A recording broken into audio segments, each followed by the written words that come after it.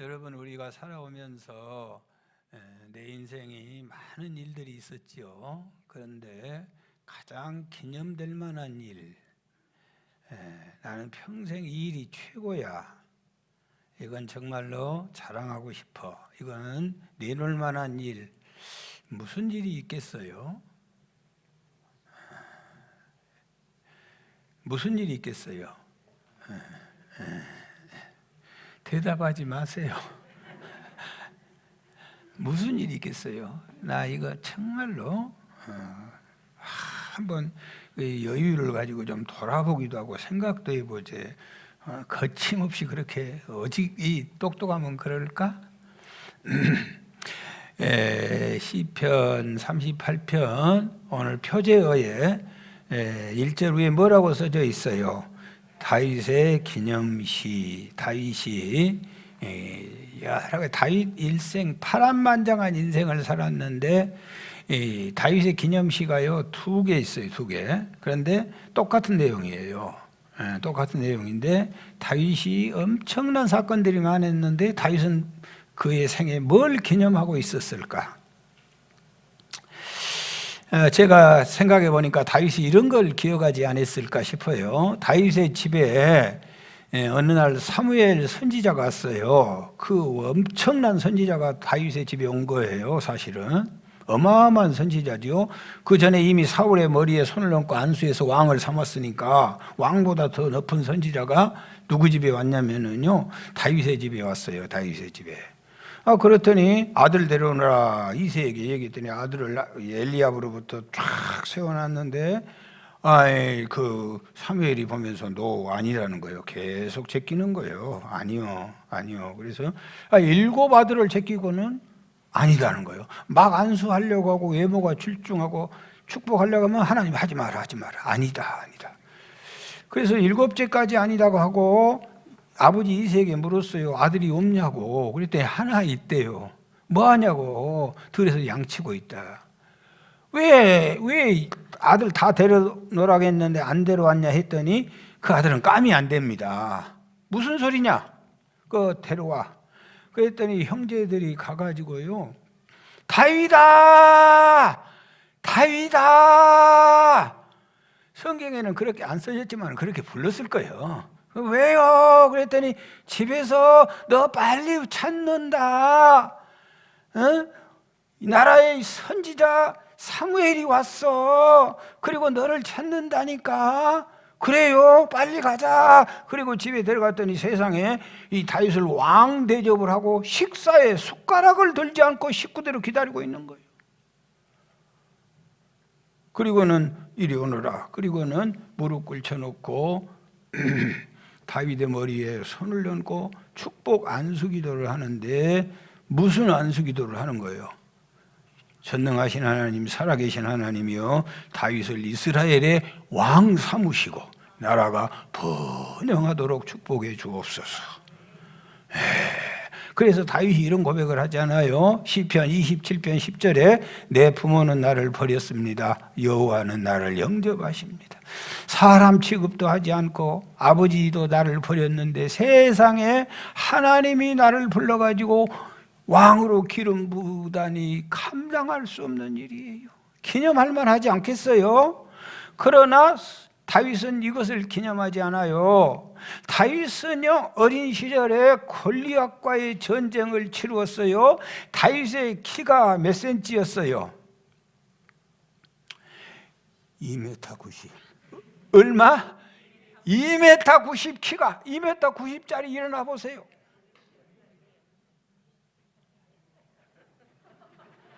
(2m 90이요) 키가. 비닐 갑옷을 입고 말이죠, 노트구를 쓰고 창자루는 배틀체 같았대. 무시무시한 골리앗이 여러분 서가지고는 이스라엘 나라를 향하여 소리 지르는 거예요. 많은 사람 죽일 필요 없다. 블레셋에서는 내가 나섰으니 이스라엘 장수 나오너라. 너희들이 믿는 하나님이 살아계신다면서 나와봐. 이러기를 40일 동안 아침 저녁으로 소리를 지르는 거예요. 그런데 사울 왕으로부터 장수들이 그 앞에 감히 무서워서 전부 이러고 있는 거예요. 나와라! 그러면 여러분, 어린 소년 다윗이요, 형님들의 도시락 심부름을 갔어. 아버지가 보냈어요.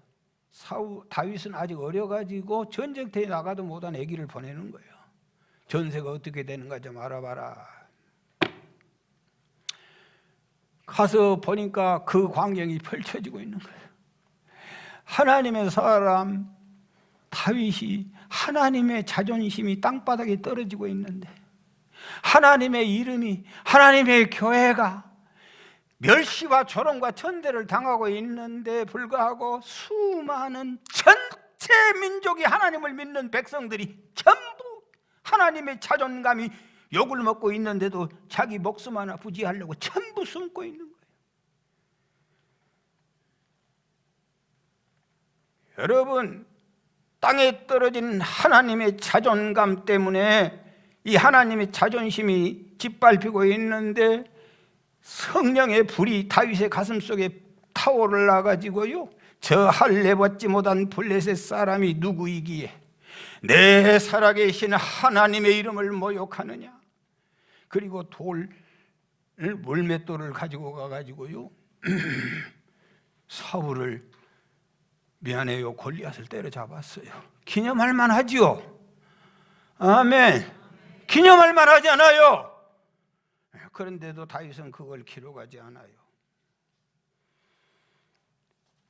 여러분, 다윗은 만만이고 사울은 천천이다. 그래서 다윗의 인기가 이스라엘 안에 가득했어요.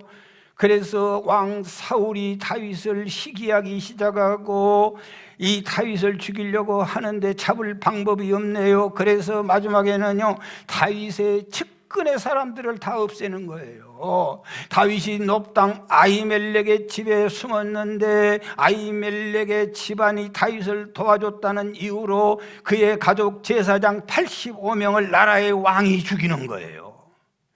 여러분, 선한 양심을 가지고 있는 다윗이 자기 때문에 옆 사람이 죽어가는 것을 참아볼 수 없어가지고 이 나라에는 거할 데가 없어. 그래서 어디로 갔어요? 블레셋 땅으로 망명을 하는 거예요.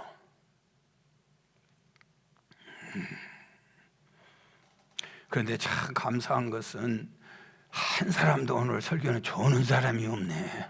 자, 이것도 기적이요. 진짜 한 명도 조는 분이 없어. 아이, 정말로 너무 기쁘다. 할렐루야. 너무 기쁘다. 어디까지 했어요? 다 알아.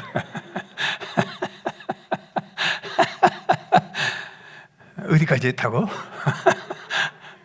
웃다 보니까 잊어버렸어. 죽음태 왔네 오늘. 새신랑. 여러분, 아니 세상에 몸 하나 숨겨줄 사람이 없어. 그래서 블레셋으로 망명을 갔는데 텔레비도 없고 유튜브도 없는데 블레셋 사람들이 다윗의 얼굴을 알아봐요. 다윗이다! 다윗이 왔네, 다윗! 그리고는 잡아가지고 그 아기스 블레셋 왕에게 끌고 가 죽이라고. 꼼짝없이 죽게 생겼어. 그럴 때 하나님이 다윗에게 지혜를 줘가지고 어떻게 안 죽고 살았어요? 미친 척을 했어 막. 미친 척을 했어. 그래, 아이 아기스 왕이 아이 저 미친 놈을 왜 데려왔어? 빨리 쫓아내. 그 왕명이 그렇게 떨어지는데 어떻게 하겠어요? 그래서 그 병사들이 예 알았어요 폐하 그러고 아이고 죽었다가 살아났어. 여러분, 그래가지고 그 나라에서 제대로 걸어다니면 이제 바로 저 쇼했다고 바로 또 잡아 들어가. 예? 그러니 막 이러고 계속 이러고 어떻게 이러고 살겠어. 그래서 안 돼. 그래서 다시 이스라엘 나라로 들어왔어요. 그런데 사람들에게 가까이 가면 사람들이 피해를 입으니까 이 갈 데가 없어요. 광야 굴 속으로 들어가는 거예요. 그 굴이 무슨 굴? 압둘랍을 성가대 자격이 있다? 성가대는요 찬양만 잘해도 되는 게 아니에요. 성경 실력도 좋아야 돼. 한경조 집사님 아멘. 여러분 그런데 거기에 또 사람들이 모여와요. 몇 명이 모여들었어? 400명이 모여들었어. 400명이 몰려도 그러니까 더 이상 숨을 수가 없어요. 400명이 모여드는데 다윗 사울왕은 지금 막 긴장하고 찾아내 죽이려고 하는데 400명 안 되니까 다윗이 또다시 그곳에 살 수 없어가지고 모압 땅으로 또 피신을 해요. 모압 미스베로 갔는데 거기에서 그냥 왕이고 왕 생각도 없는, 아예 그런 생각도 없는데 그렇게 도망갔더니 또 가시라고 해서 선지자가 다시 찾아와가지고 다윗 장군이요 여기 있으면 안 돼요. 유대로 돌아가세요. 하나님의 뜻이 아닙니다. 그래서 유대로 돌아갔는데 그 다음에는 구울에도 못 가고 헤레 수풀이라고 하는 버려진 땅에 그냥 몸 하나 이슬 다 맞고 그곳에서 엎드려 있는 거예요. 그런데 무슨 소식이 또 들려오냐면은 블레셋 사람들이 이 블레셋 나라 그 근처에 이 그릴라 사람들이 있는데 그릴라 사람들을 또 블레셋 사람들이 와서 침공을 하고 빼앗아가고 죽이고 한다는 거예요. 하나님의 사람 다윗이 하나님께 기도했어요. 하나님 어떻게 해요? 그랬더니 하나님 가서 네가 도와야지, 네가 구원해야지 그래요. 그래서 백성들에게 같이 갑시다, 도와줍시다 그랬더니 백성들이 no, 안 됩니다. 지금 몸 하나 피하기 어려운데 누구를 도와요? 그래서 하나님 앞에 또 기도했더니 하나님이 그래 계속해서 도와줘라.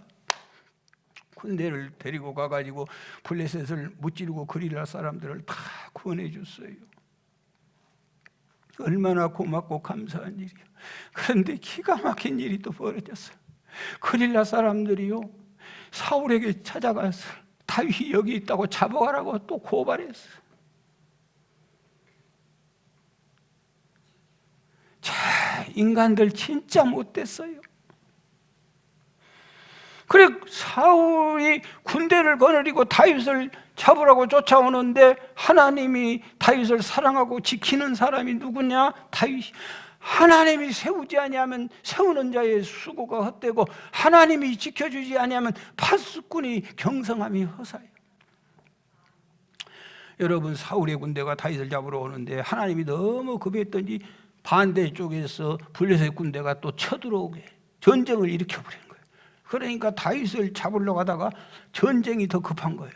그래서 블레셋 군대를 잡으려고 사울이 가가지고 간신히 누가 살아났어요? 다윗이 살아났어요. 기념할 만해요? 안 기념할 만해요? 기념할 만하니. 그런데도 이걸 기록하지 않는 거예요, 다윗은. 여러분 다윗이요 엔게디 굴로 또 피했어요. 그랬더니 3,000명의 군사를 거느리고 사울이 다윗을 잡으려고 와. 얼마나 무서워서 깊은 굴 속에 숨어 있는데 하나님이 하시는 일이요. 그 앞을 지나가는데 갑자기 사울 왕이 배가 사르르니 아파. 어디 가였을까? 많이 해봤구만. 그래서 배가 사르르니 아파가지고 찾아보니까 갈 데가 없어. 굴이 있는 거예요. 그래서 굴에 들어가서 다리를 가리웠더라. 발을 용변을 하고 있는데 그 더 깊은 속에 다윗의 군대가 탁 들어가 보니까 사울왕이 들어오는 거예요. 굴은요 밖에서 안보다는 안에서 밖이 잘 보이잖아요. 들어오는데 여러분 요압 장군이 그러는 거예요. 저 하나님이 기회를 줬어요. 하도 괴롭히니까 죽이라고 기회 줬어요. 그냥 이 손가락으로 말할 필요도 없어요. 손가락으로 이렇게만 해주세요. 가서 내가 그 똥 누고 있는 사람 죽이기가 문제 할 것도 없어. 탁 치면 죽는 거예요. 그렇게 할게요. 그랬더니 하지 마라. 하나님이 기름 부은 종을 손대면 안 된다. 그리고는 다윗이 가가지고 가해 옷자락만 약간 잘랐어요. 그런데 내가요 더 임장로님 성경을 깊이 연구해 보니까 그때 다윗이 사울을 죽였으면 다윗도 죽었겠더라고. 안 죽었어요? 보세요. 그렇게 있는데 죽었어. 그러면 안 나올 거 아니에요. 그러면 병사들이 들어와 봐요. 자기 왕이 죽었어. 이게 어떻게 된 일이냐? 그리고는 3천 명이 쳐들어오면은 그 안에서 꼼짝도 어디 도망도 못 가. 다 죽는 거예요. 아, 하나님이 다윗을 사랑해서 살렸구나 말이지. 여러분, 그 용서의 넓은 마음 기념할 만해요? 기념할 만해요? 기념 안 할 만해요? 기념할 만해. 그런데 그것도 기억이 되지 않아요. 아들 압살롬이 반역을 일으켜가지고요, 다윗을 여러분 피난길에 올랐잖아요. 다윗이 너무 급해가지고 맨발로 왕이 도망가고 너무 부끄러워가지고 얼굴에 수건을 쓰고 도망가는데 사울의 친족 중 시므이란 애가 나타나가지고 막 다윗을 저주하잖아요. 저 비루자, 저 배신자. 유대 사람들이 가장 듣기 싫어하는 여기 배신자래요. 그런데 막 다윗을 향하여 그런 배신한 적도 없어요. 그런데 막 배신자, 저 배신자, 네가 사울왕을 배신하더니 네가 그 꼴 당하는구나, 그렇게 소리 쳤더니 다윗의 장수였던 아비새가 폐하, 죽은 개 같은 것이 어찌 우리 왕을 저렇게 욕합니까? 내가 건너가서 저 목을 가져올랍니다. 그랬더니 다윗이 뭐라고 한가요? 하지 마라. 여호와께서 하신 것이다. 저 입술을 통하여 여호와가 나에게 저주하신 것이다. 내 몸에서 난 내 아들놈도 내 생명을 해하려 하거늘 하물며 베냐민 사람이 나를 저주하냐? 버려두어라.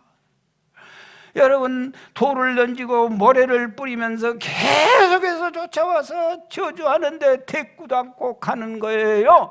다윗의 이 위대한 너그러운 마음 기념할 만해요? 기념할 만 안 해요?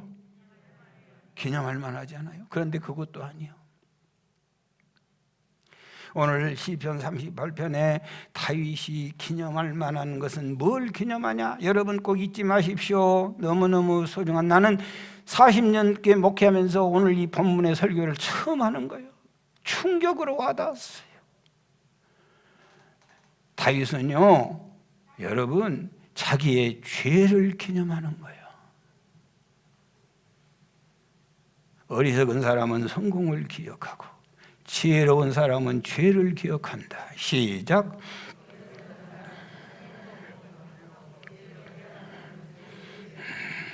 성공을 기념한 사람은 도전하지 않아요. 성공한 사람은요, 성공에 취해서 교만이 극해에 달하는 거예요. 그러면 그 인생은 망가지는 거예요. 여러분, 죄를 기념한다는 말은 다시는 내가 죄를 짓지 않겠습니다. 죄의 그 고통, 죄의 그 아픔, 죄의 그 괴로움을 한 몸에 지니고 경건하고 의롭게 살아가겠습니다. 이게 다윗이 기념하는 일이에요. 자, 다윗은 어떻게 했어요?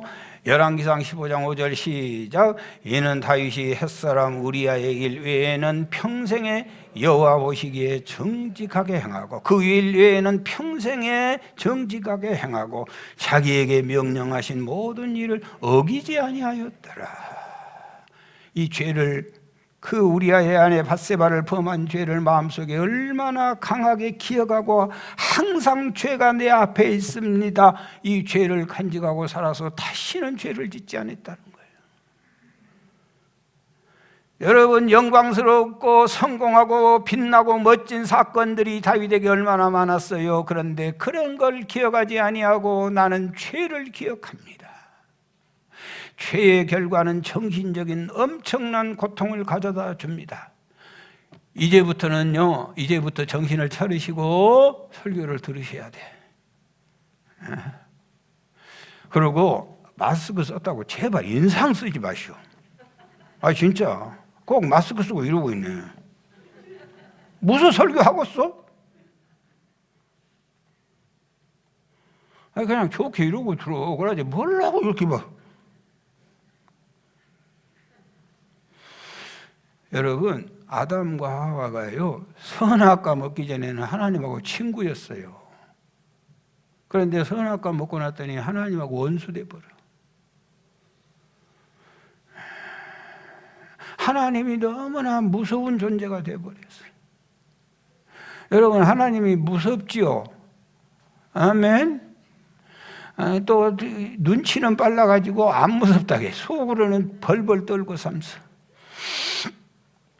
1절에서 5절 쉬운 성경은 이렇게 기록하고 있어요. 다윗이 얼마나 하나님을 무서워한가 보세요. 시작. 여호와여 주의 분노로 나를 꾸짖지 마시고 노여움으로 나를 징계하지 마소서. 주님이 쏜 화살이 내 몸에, 주님이 쏜 화살이, 나는 화살이 지금 몸에 박혀 있다는 거예요. 주님의 손이 나를 내리치셨습니다. 주님께서 내게 분노하시며 내 몸이 온통 멍들었으며 내 지은 죄 때문에 내 뼈가 성한 것이 없습니다. 나의 죄들이 무거운 짐처럼 나를 짓누르니 내 마음이 괴로워 견디기 힘듭니다. 내 몸의 상처가 점점 더 골마 냄새나는 것은 내가 저지른 어리석은 죄 때문입니다. 죄에 눌려가지고 살 수가 없는 거예요. 여러분, 이 무슨 증상이냐면요, 이게 바로 우울증, 조울증의 증상이라 그래요. 이 증상이 죄를 지으면은요, 우리가 우울증, 조울증에 사로잡히는 거예요. 이 조울증의 압박이 얼마나 세냐면은, 이 조울증 환자가 그렇게 고백을 했어요. 머리에다 권총을 들이대고 방아쇠를 당기려고 하는 그 압박감에 살아가는 것이 조울증의 환자라고 말이야. 얼마나 힘들고 외롭겠어요. 얼마나 불안하고 무섭겠어요. 스탠리 하우어 윌스 박사님이 하나님의 나그네된 백성이라는 책을 썼어요. 이 책의 소제목은요, 이 땅에서 그분의 교회로 살아가는 길. 시작. 이 땅에서 그분의 교회로, 우리가 이 땅에서 그분의 교회로 우리가 지금 살아가야 돼. 스탠리 하우어 윌스 목사님은 신학 박사였어요. 미국의 최고의 신학자예요. 미국의 최고의 대학인 두큐 대학에서 기독교 윤리학을 강의했는데요. 스탠리 하우어 윌스 목사님에게는 정말로 이 목사님이 이렇게 큰 목사님이 되기까지 크고 놀라운 아픔이 있었어요. 잘 들어보세요. 잘 들어보세요. 이 목사님에게는요, 아내가 조울증 환자였어요. 그래서 이 사모님이 밤마다 갑자기 자다가 일어나서 막 괴성을, 소리를 지르는 거예요. 그리고는 몸에 벌레가 기어다닌다고 막 갑자기 어디 가든지 옷을 벗어버리는 거예요. 또 이 남편 스탠리 하우스 윌스라고 하는 남편 친한 친구들에게 이 사모님이 전화를 걸어가지고 자기하고 성관계하자고 요구하는 거예요. 이런 고통 속에서 하월스 윌스 박사가 이런 얘기를 해요. 나는 그래도 이 땅에서 그분의 교회로 살아가야 된다는 거예요. 이런 어려움이 있다고 막 살면 되냐는 거예요. 그러면서 이분이요, 나의 믿음과 나의 신앙을 지키기 위해서 이곳에서 그렇다고 그 아내를 버릴 수도 없지 않냐는 거죠. 이 어려움과 고통을 이겨내기 위해서 나는 매일 10마일을 달려야 된다. 매일 16km를 뛰어야 그 고난을 이길 수 있다는 거예요. 여러분, 그리고 그는 이렇게 유명한 얘기를 남겼어요. 나에게 왜 이런 인생이 찾아왔는지 묻지 말라. 나도 모른다. 그러나 기독교인으로 살아간다는 것은 주어진 이 세상에 정답 없이 살아가는 것이다. 나에게 이런 일이 닥쳐올 줄은 나도 모르는 것이다. 우리에게 어떠한 일을 만나도 우리는 이 땅에서 그분의 교회로 살아가야 하는 것이다. 우리의 인생이 내 것이 아니다. 내가 준비한 계획도 내 것이 아니다. 우리 인생을 성령이 역사할 거룩한 여백으로 두고 살아가는 것뿐이다. 우리는 죄 속에서 태어났어요. 사랑하는 여러분, 우리가 나도 조울증 환자가 되고 내 아내가 조울증 환자가 되어 뛰어다녀도 할 말이 없는 거예요. 그 속에서도 하나님의 거룩한 교회로 우리가 살아가야 할 줄 믿습니다. 여러분, 죄의 결과가 우리 인생을 이렇게 힘들게 하는 거예요. 그 다음에 죄의 결과는 육체적인 질병을 가져다 줘요. 자, 5절 보실까요? 내 상처가 썩어 악취가 나오니 내가 우미한 까닭이로소이다. 7절에 내 허리에 열기가 가득하고 내 살에 성한 것이 없습니다. 허리에 열기가 가득하다는 말은 신장염, 신장염이 왔다는 거예요.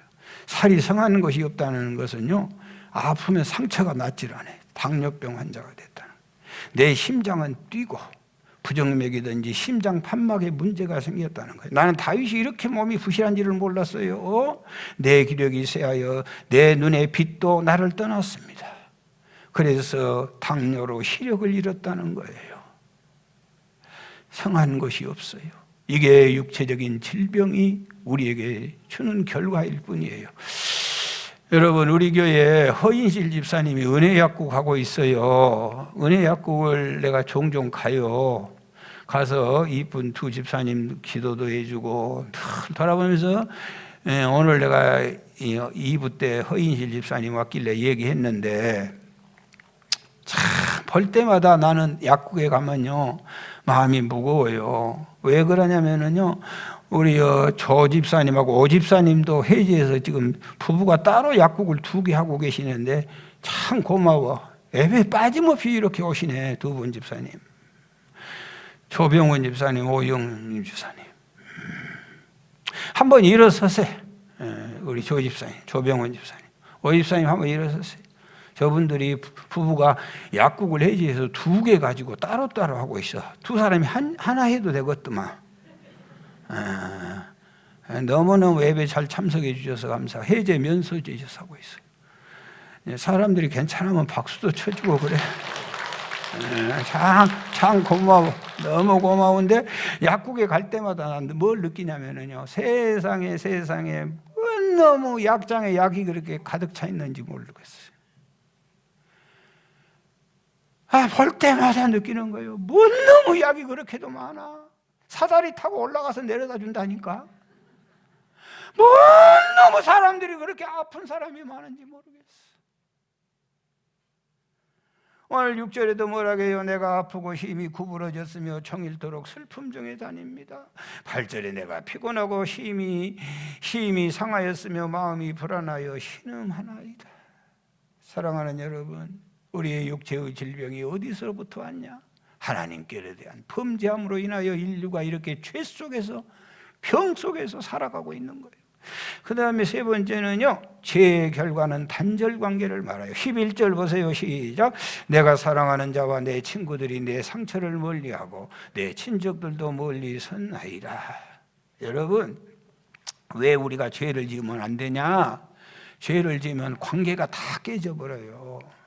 다윗이요, 우리아의 아내 밧세바를 범하기 전에는 그 왕권이 기가 막혔어. 누가 감히 범접을 해요? 그 무시무시한 왕권 앞에. 그랬더니 딱 죄를 짓고 났더니 사무엘 하 12장 이하에 보니까요, 세상에 무슨 일이 생기냐면요, 여러분, 이 신하 요압이요 왕명을 거역하는 거예요. 그리고 아들은 죽이지 말아다오 그랬는데 죽여버려. 그냥 대적이 일어나. 셋째 아들놈이요, 큰아들 암놈을 죽여. 아들 압살롬이 대적하여 쿠데타를 일으켜 태자 암논이 이복 여동생인 다말을 범해. 여러분, 왜 죄를 지으면 안 된 줄 아세요? 죄 짓고 나면 내 아내가 아니에요. 죄 짓고 나면요, 내 남편 아니에요. 죄 짓고 나면요, 친구가 내 친구 아니에요. 자식이 내 자식 아니에요. 그걸 누구한테 세금 추궁하십니까? 누구를 욕하십니까?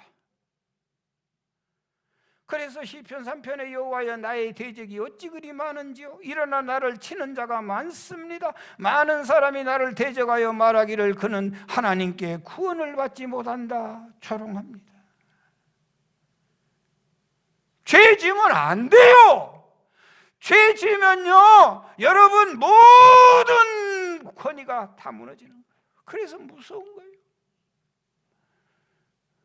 목사도 죄 지으면요, 여러분의 목사 못 돼요. 솔로몬 왕이요 죄지었어요. 사무엘상 11장에 보니까 솔로몬이 이방 여인 좋아하고 이방 신을 섬겼어요. 그랬더니요 열왕기상 11장 14절에 자 솔로몬에게 이제 드디어 대적이 일어났어요. 그전에는 솔로몬이 죄짓기 전에는 솔로몬을 누가 대적합니까? 그 어마어마한 왕권이. 그런데 죄짓고 났더니 대적들이 일어나. 14절 시작. 여호와께서 에돔 사람 하닷을 일으켜 솔로몬의 대적이 되게 하시니. 누가 일으켰어요? 하나님이 하시는 것이요.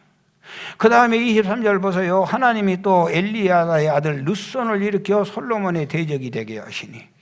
누가 하셔요? 하나님이. 26절에 보세요. 솔로몬의 신하 느밧의 아들 여로보암이 또한 손을 들어 왕을 대적하였으니. 여러분, 죄 지으면 인복 없어져 버려요. 다윗은 어떻게 됐어요? 죄 짓고 나서 13절 14절 보세요. 시작. 나는 못 듣는 자같이 듣지 아니하고 말 못하는 자같이 입을 열지 아니하오니 나를 듣지 못하는 자 같아서 내 입에는 반박할 말이. 그래, 죄인들은요 입이라도 다물고 있어야 된다 그 말이야. 너무 저는 죄 지은 것은요 엄청나게 죄 짓고 누구한테 손가락질하고 누구한테 얘기를 하냐는 거예요. 다윗은 죄가 그 한 가지밖에는 없다니까. 10,000,000가지 죄를 지어가지고 입을 열어가지고 서로 헐뜯고 물고 찢고 난리요.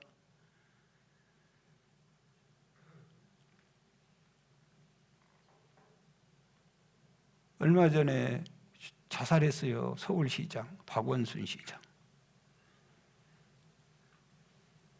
그의 미래가 끝났어요. 그 대통령 한다고 준비했더만. 그의 명예가 뭐예요? 부끄러운 일이죠. 직장이 뭐예요? 가족이 뭐예요? 다 끝났어요. 이 세상이 뭐예요? 다 끝나요. 죄는 모든 걸 단절시켜버려요.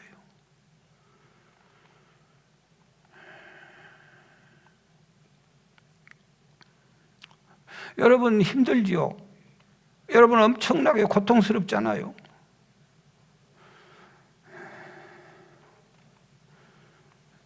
왜 그런지 아세요? 여러분의 조상, 여러분이 지은 죄 때문에 그러는 거예요. 중세시대 이탈리아의 베니스는요 세계 금융의 중심지였어요. 베니스 북쪽에는 500년 전에 마을이 지금도 생존해 있는데 500년 전에 유대인들은 금융업을 시작하게 됐는데 그 집을요 방코로스라고 해요. 방코로스. 저 집이 500년 전에 지었던 집이에요. 영어로 써졌죠. 방코로스라고. 방코로스는요 500년 전에 유대인들이 운영한 전당포예요. 전당포. 방코로스는요 여러분 방코로스가 왜 저걸 우리가 기억해야 되냐면 저게 현대 은행의 시작이에요. 영어로 은행을 뭐라고 해요? 영어로 예? 뱅크. 하여튼 성가대를 해야 실력이 있지. 예? 영어로 은행을 뭐라고 한다고? 그 원래 그 단어가 어디서 왔어요? 뱅커로스에서 왔다니까. 이 방코로스란 말은요 탁자와 의자라는 뜻이 있어요. 여러분 물건을 가져오고 저당 잡고 돈을 빌려줘요. 요즘 마찬가지예요. 요즘 은행도 똑같아요. 아무리 여러분 뭐 어쩌고 저쩌고 해도 얼굴 보고 돈 주라고 하면 줍니까? 담보물 내놓으라는 거예요. 전당포예요. 전당포. 그래서 은행의 출발은 전당포에서 시작한 거예요. 중세시대 베니스는요 최고의 번영을 누리는 것인데 유대인들은 그 당시에 기독교인들한테 눌려가지고 힘을 못 썼어요. 여러분 유럽 저쪽으로는 루터를 중심으로 기독교가 얼마나 엄청나게 번영했잖아요. 전체가 다 기독교예요. 가보세요. 전체가 다 기독교 문화예요. 유대인들이 숨도 못 쉬는 거예요. 유대인들을 기독교인들이 증오하고 미워한 이유가 있어요. 왜? 예수님 죽였다고. 우리 예수님을 니들이 죽였냐? 유대인 놈들, 니놈들이 죽였어. 그렇게 해서 핍박을 하고 박해를 하는 거예요. 그래서 기독교가 여러분 이태리 중심으로 해서 로마 중심으로 얼마나 번영을 했어요. 기독교가. 그러니까 좋은 직장들은 다 자기가 가지고 못된 직장들을 유대인들에게 주는 거예요. 그중에 이 못된 직장이 뭐냐면 금융업이 못된 직장이야. 돈이 그렇게 못된 직장이라고 해가지고 금융 사무를 유대인들에게 맡겼다니까. 누가 그렇게 맡겼다고?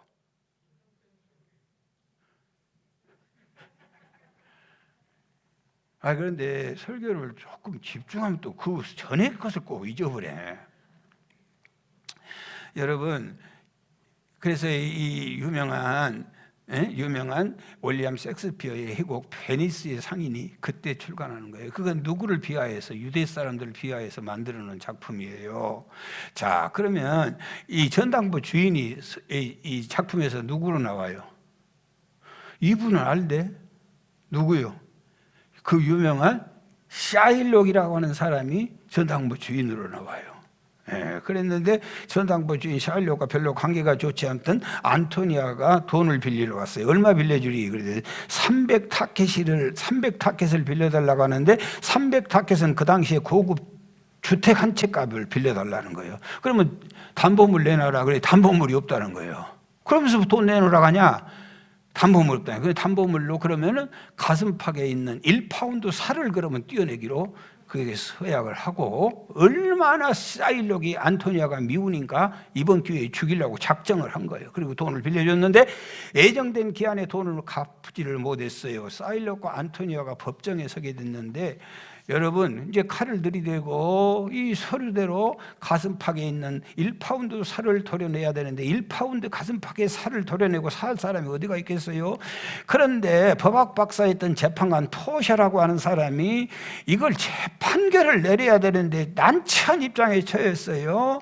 그러면서 뭐라고 판결을 하냐면은, 좋다, 1파운드를 도려내라. 그러나 이 뭐라고? 피 한 방울, 피에 대한 내용이 없으니 피 한 방울 흘려서는 안 된다. 살만 도려내라, 피는 도려내지 마라. 이렇게 판결을 내렸어요. 그러니 어떻게 도려내겠어요? 그래서 이 유대인들을 비하하는 내용이요, 300타켓의 돈을 잃어버렸다. 이런 내용이 베니스의 상인의 주 내용이에요. 유대인들은요, 여러분, 이렇게 악착같이 돈밖에는 모르는데, 심지어는 이렇게 범죄한 예수 그리스도를 죽였던 그들은 가는 데마다 관계가 단절되어 돈은 좀 가지고 있을지 몰라도 유대 사람들 전부 관계 단절. 이 땅에도 얼마나 죄를 많이 지었는지 하나님이 보다 못해가지고 사회적 거리를 두게 만드는 거예요. 입 좀 더 떠들지 말고 살아야, 그러고 마스크를 딱 씌워놨어. 관계 단절이요. 여러분, 요즘 아주 귀신 신나라 까먹는 소리 하고 있잖아요. 예배 모이지 말라고, 비대면 예배 드리라고. 물론 예배는 가능할지 몰라. 가능도 않지만 핸드폰 보고 예배 드린 사람이 몇 명이나 되겠어. 다 속는 거지. 그러나 그것으로 예배를 드린다 하더라도 교회에 4가지 요소가 있어요. 예배 교육과 그 다음에 봉사와 친교를 어떻게 할 거야? 안 만나고. 사람이 힘들고 어렵고 미운 사람이 있지만은, 인간은 하나님께서 사회적 동물로 서로 사랑하고 만나게 돼 있어. 그런데 그 만남이 없이 무슨 교회가 되냐고.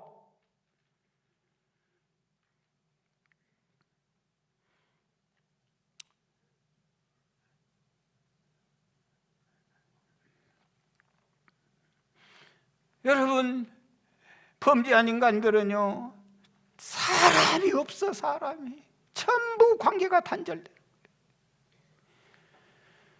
그게 누가 나빠서가 아니고, 그게 누가 문제여서가 아니라 죄 때문에 그렇게 되는 거예요. 그러잖아요. 부모가 없잖아. 부모가 요즘 부모가 어디 있어? 죽기만 기다리고 있지. 남편이 어디 있어요? 남편이 나이 먹어보세요. 죽기를 기다리고 있지. 자식이 뭐 있어? 그래서 결혼도 안 하고 자식도 안 갖잖아 요즘. 이게 죄의 쓴뿌리의 결과예요. 여러분, 죄의 문제를 해결하셔야 될 줄 믿습니다.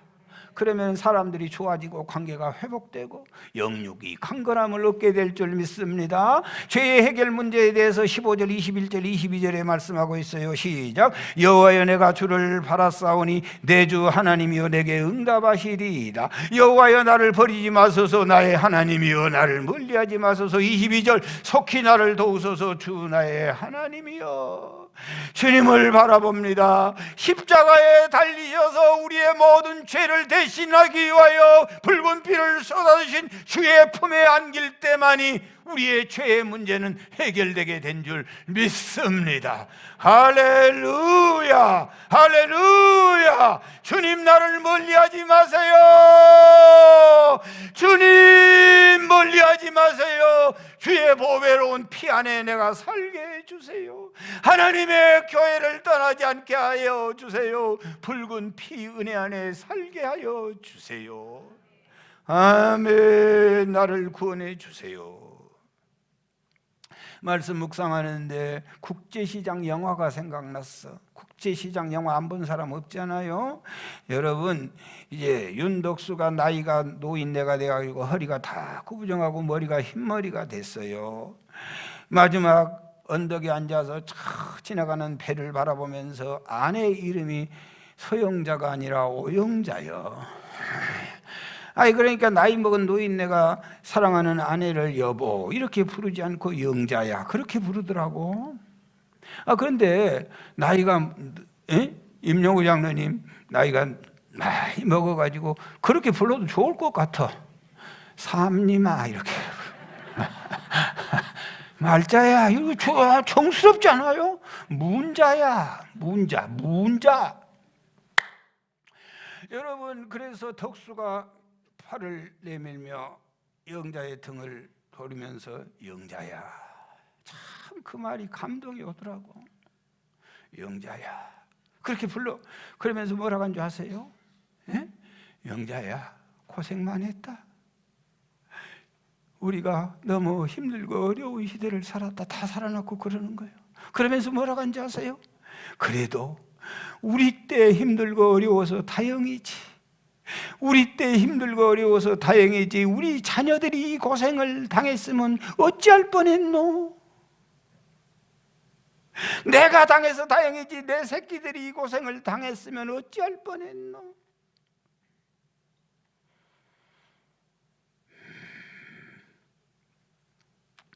영리자야, 목사님이 오늘 설교를 통해서 회개하라고 해서 다행이지.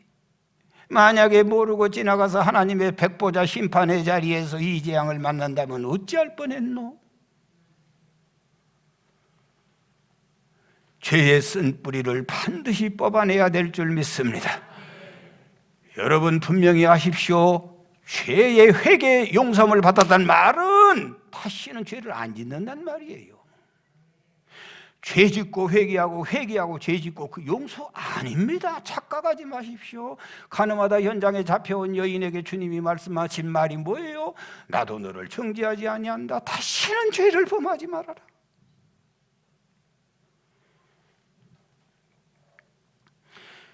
이사야 59장 1절 2절 여호와의 손이 짧아 구원하지 못함도 아니요 귀가 둔하여 듣지 못함도 아니라 오직 너희 죄악이 너희와 너희 하나님 사이를 갈라놓았고 너희 죄가 그 얼굴을 가리워서 너희에게서 듣지 않으시게 함이니라. 이사야 1장 16절에서 20절 시작. 여호와께서 말씀하시되 오라 우리가 서로 변론하자. 너희애가 추억 같을지라도 눈과 같이 이어질 것이요 진홍같이 붉을지라도 양털같이 희게 되리라. 너희가 즐겨 순종하면 땅의 아름다운 소산을 먹을 것이고 너희가 거절하여 배반하여 칼에 삼키워지리라. 여호와의 말씀이니라. 하나님께 나오세요. 그리고 여러분의 추한 죄를 낱낱이 고하세요. 이렇게 순종하면 땅의 아름다운 소산을 먹지만은 그거 해서 무슨 소양이 있냐고 거절하면 너는 칼에 삼키워질 것이다. 누구 말씀이에요? 하나님의 말씀이셔요. 사랑하는 여러분, 교회에 와서 하나님 앞에 내 죄를 용서하시기 바라고 회개하시기 바라요. 하나님, 나를 좀 살려주세요. 다윗은 다른 건 기억하지 않겠대요. 다른 거 자랑 성공적이고 승리한 건 내놓지 않겠대요. 내 추한 죄를 하나님 앞에 드러내고 다시는 내가 이런 추한 죄를 범치 않겠다고 결단하고 있어요. 여러분, 하나님 앞에 나오기 전에 먼저 꼭 해야 될 일이 있는데 그것은 마태복음 5장 23절 24절 시작. 그러므로 애물을 제단에 드리다가 거기서 내 형제에게 원망 들을 만한 일이 있는 것이 생각나거든 애물을 제단 앞에 두고 먼저 가서 형제와 화목하고 그 후에 와서 애물을 드려라. 주님이 가르쳐준 주기도문에도 마태복음 6장 12절 우리가 우리에게 우리에게 죄진 자를 사하여 준 것 같이 우리의 죄를 사하여 주옵시고, 우리가 하나님 앞에 나와서 그토록 많은 죄를 고백하지만은 죄 씻음에 기쁨이 없는 이유가 있어요. 그것은 아직도 내 마음속에 누군가를 미워하고 누군가를 원망하고 있다는 거예요. 누군가를 내가 아직도 용서 못하고 살고 있다는 거예요. 여러분, 내가 누군가를 용서하지 않고 산다고 하는 말은 더 쉽게 말하면 하나님 내 죄 용서하지 마세요, 그 말하고 똑같은 말이에요.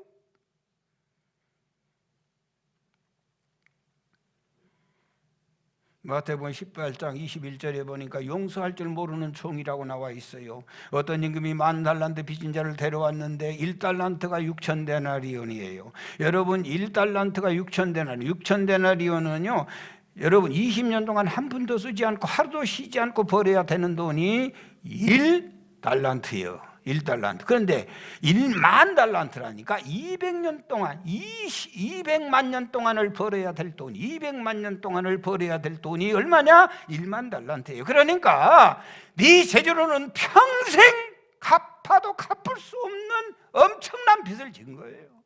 우리가 살아나가면서 죄 짓는 죄는요, 평생 갚아도 갚을 수가 없는 죄를 짓고 사는 거예요. 말하는 게 죄잖아요. 돌아다니면서 사람 눈빛 주는 것이, 레이저 쏴는 것이 모두 죄 아니에요. 인간이 못되기가 그지없어요. 교만이 가득 차고 아이고 웃겨. 하는 짓마다 죄만 짓고 사는 거예요. 여러분, 목사님, 임장로님, 목사는 설교하면서 죄를 지을 때가 많아요. 기가 막힌 거예요. 설교 시간에 죄를 짓는다니까. 왜? 미우니까. 그게 죄지 뭐요. 1000번 만번 다짐하고 글 안 하려고 와서 외치지만 또 죄를 짓는 거예요. 인간의 죄, 주님 앞에 200만 년 동안 벌어도 갚을 길이 없는 죄를 우리가 짓고 사는 거예요.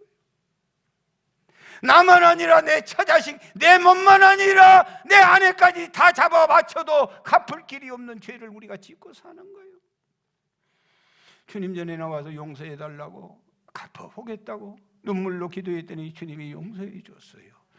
여러분, 그래서 나가서 돌아다녀 보니까 자기는 100데나리온은요 3개월만 열심히 하면 갚을 수 있는 돈이에요. 그 친구를 만나는 거예요. 그랬더니 맥살을 휘어잡고 옥졸들에게 넘기며 감옥에 집어넣은 거예요. 그걸 임금의 신하가 보고 임금님 앞에 보고했어요. 임금님, 방금 전에 10,000달란트 엄청난 탕감해 줬잖아요. 그랬지. 그런데 그 친구가요 100데나리온 빚진 것 안 갚는다고 잡아다 감옥에 가두대요. 임금님이 몸을 바르르하게 떨면서 그런 놈 다시 잡아와. 잡아왔어. 너 사실이냐? 어떻게 변명을 하겠어요? 옥졸들을 시켜 쳐넣어!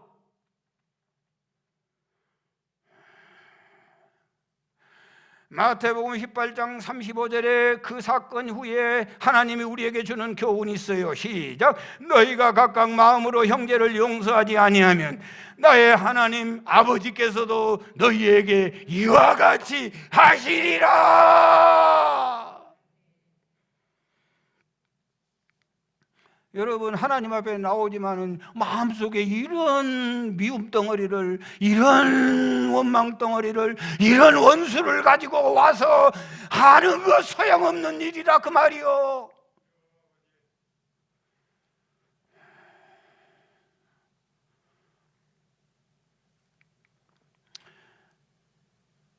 여러분, 남아공의 넬슨 만델라 대통령 세계 사람들이 존경하지 않아요? 그는 27년 동안 6개월 동안 27년 6개월간 옥고를 치루었어요. 첫 흑인 대통령이지요. 여러분, 대통령이 되고 과거에 압제자 백인을 용서와 화합의 정신으로 포옹했어요. 전임 대통령이 누구였냐면요, 크레이크라고 하는 사람인데 이분도 훌륭해요. 흑인 만델라가 대통령이 당선되자 자기가 직접 만델라 대통령에게 찾아가서 전임 대통령이 내가 부통령을 하겠어요. 그래서 이 남아공의 흑백으로 인하여 피 흘리는 일이 없게 하십시다. 무지개 나라를 만들어야 되지 않겠냐고 그랬더니 그것이 아름다워가지고 두 사람 다 노벨 평화상을 수상했어요. 만델라 대통령이 투옥되었던 감옥은 유명한 로번 섬이라고 하는 섬에 갇혔는데요. 여러분, 간수가 세 사람이서 24시간 그들은 조를 바꾸어가면서 통제를 하는 거예요. 그 노구의 몸을 데려다가 채석장에 끌고 나가가지고 삽질을 시키고 석회석을 최저하게 하고 이 만델라를 아주 정치범 중범죄로 다루는 거예요. 쉴 틈이 없이 이 일을 시키는 거예요. 여러분, 그런데 그가 대통령이 됐잖아요. 취임식상에서 세계 각국에서 중요한 정치 인사들을 초청하고 한 사람 한 사람 소개하고 맨 나중에 그 단상에 있던 세 사람을 앞으로 끌어내는 거예요. 그리고는 그 세 사람 앞에, 젊으나 젊은 세 사람 앞에 이 넬슨 만델라가 큰 절로 인사를 드리고 그 다음에 이 세 분을 소개하는 거예요. 연로한 만델라가 허리를 숙여 세 명의 간수에게 진심 어린 경의를 표하고 나서 취임식에 참석했던 사람들은 물론 전 세계 사람들이 할 말을 잃었어요. 숨이 막히는 순간이 한참 지나고 난 다음에 만델라는 하나님께서 간수 세 사람을 인간 막대기로 나에게 보내주셔가지고 27년 6개월 동안에 나에게 이런 훌륭한 인격을 만드는데 이분들이 나의 스승이십니다. 하나님이 인간 막대기로 이들을 통하여 나를 이렇게 멋진 사람을 만들어 주셨습니다. 넬슨 만델라가 이 너그러운 마음, 용서의 마음 생각해 보니까 간수들이 자기 때문에 갇혀서 고생하는 것을 느꼈던 거예요. 도리어 긍휼히 여기는 마음, 불쌍히 여기는 마음. 여러분, 만델라를 세우기 위하여 하나님이 그 간수들에게 가혹한 형벌을 가하게 했다는 거예요. 요셉의 형들이 요셉을 만들고 사울이 다윗을 만들고 에서가 야곱을 만들고 바로가 모세를 만들듯이 저와 여러분에게도 하나님의 인간 막대기를 사용하여서 이런 멋진 인생들을 만들어가고 있음을 믿으시기 바랍니다. 누구를 미워하셔요? 그 일을 누가 지금 하고 계시는데? 제널드 시처라고 하는 사람, 하나님 앞에 옳다라는 책이 있어요. 좋은 씨앗에서 출간을 했는데 저자인 제널드 시처는 인디언 선교 모임에 갔다가 돌아오는 길에 세상의 중앙선을 넘어 달려오는 자동차가 중앙선을 넘어 정면으로 자기 차를 충돌했어요. 한참 후에 정신을 차려보니 자기는 병원 입원실에 누워 있었고 함께 떴던 사랑했던 세 여자는 영안실에 누워 있는 거예요. 사랑했던 세 여자는 아내와 딸 그리고 어머니였어요. 제널드 히처 박사는 그 상황 속에서 이렇게 얘기합니다. 하나님의 뜻은, 잘 들으세요, 하나님의 뜻은 우리를 오른쪽으로 가라 왼쪽으로 가라 말씀하지 않는다. 5분 후에 우리에게 무슨 일이 전개될지 아무도 몰라요. 하나님의 뜻은 나에게 주어진 환경에서 하나님의 말씀대로 살아내는 것이 하나님의 뜻이다. 제널드 히처는 이런 상황 속에서 가해자를 용서하고 이 세 사랑하는 사람이 한꺼번에 참담하게 죽어갔지만은 이 속에서도 나는 하나님의 교회로 살아가야 한다는 거예요. 건강한 사람은 건강한 대로, 병든 사람은 병든 사람대로 하나님의 말씀으로 내가 살아내야 된다는 거예요. 사랑하는 여러분, 우리가 이런 좋은 환경에서 우리는 끔찍한 죄 속에서 모든 것을 다 던져버리고 그 험한 속에서 살아야 되는데 이런 아름다운 환경과 이런 기가 막힌 은혜와 건강을 누리면서도 하나님의 귀한 뜻을 이루지 못하고 산다면 어찌 하나님의 사람이라 말할 수 있겠어요? 지난 죄를 기념하는 것은 복된 인생입니다. 그리고 그 겸손함 속에서 주님을 바라보는 인생은 후회 없는 인생이 될 줄 믿습니다.